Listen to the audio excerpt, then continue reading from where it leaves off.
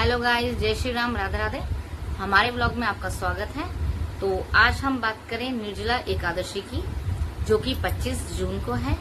इसकी सही विधि, शुभ मुहूर्त, क्या क्या इसमें दान करना है और किस तरीके से इसका व्रत किया जाएगा, यह सब मैं आपको अपने ब्लॉग में बताऊंगी। आप हमारे ब्लॉग में बने रहिए। निर्जला एकादशी क्या है?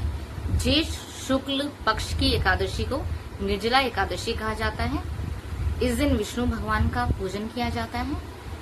कहते हैं जो सच्चे मन से विष्णु भगवान जी का पूजन करते हैं उनके पापों का नाश हो जाता है और उनको मोक्ष की प्राप्ति होती है। यह साल की सबसे बड़ी एकादशी है निर्जला एकादशी। निर्जला एकादशी की शुभ मुहूर्त की तिथि प्रारंभ हो रही है 24 जून शाम 6:12 PM और तिथि समाप्त होगी 25 जून 8:09 PM। एकादशी के दिन भद्रा का साया रहेगा और यह शुरू होएगा सुबह 7:08 से रात 8:09 तक। निर्जला एकादशी को भीम एकादशी भी कहा जाता है। भीम एकादशी क्यों कहा जाता है, ये हम आपको बताते हैं। हमारे ब्लॉग में बने रहिए। भीमसेन द्वारा सभी एकादशी का व्रत न रख पाने के कारण ऋषि वेदव्यास जी ने उन्हें निर्जला एकादशी व्रत करने की सलाह दी। भीमसेन ने व्रत किया और इसके प्रभाव से उन्हें सभी एकादशियों के व्रत के समान पुण्य की प्राप्ति हुई। तभी से इस व्रत का नाम भीम एकादशी पड़ गया। अब हम आपको बताएंगे व्रत रखने के क्या क्या नियम होते हैं।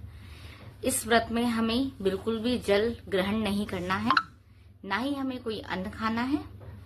यह हमारा निर्जल व्रत है। के नियम: ब्रह्म मुहूर्त में उठकर स्नान करें, भगवान विष्णु और माता लक्ष्मी की पूजा करें, संकल्प ले मैं भगवान श्री हरि की कृपा हेतु निर्जला एकादशी व्रत कर रही हूँ, पूरे दिन अन्न और जल का त्याग करें।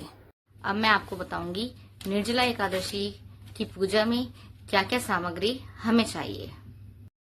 पूजन सामग्री: गंगाजल, पीला वस्त्र, चौकी पर बिछा हुआ, पंचामृत, सूखे मेवे, पान का पत्ता, लौंग, इलायची, सुपारी, हल्दी, रोली, तुलसी पत्र, चंदन, दीपक, कुमकुम, कपूर, पीले पुष्प, ऋतुफल, अगरबत्ती, धूप आदि।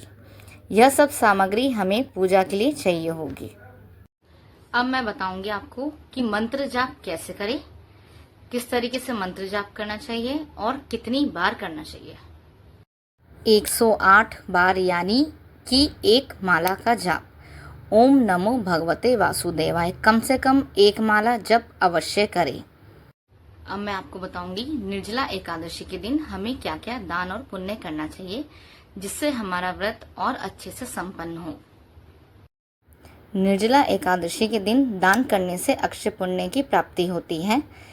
आप इन वस्तुओं का दान कर सकते हैं: अन्नदान, वस्त्रदान, जलदान, ज्ञानदान, गौदान, सुवर्णदान। हेलो गाइस, निर्जला एकादशी का व्रत इसी विधि विधान से करिए।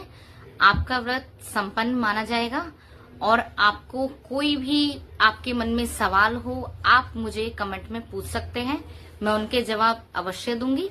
और आपको निर्जला एकादशी की ढेरों शुभकामनाएं।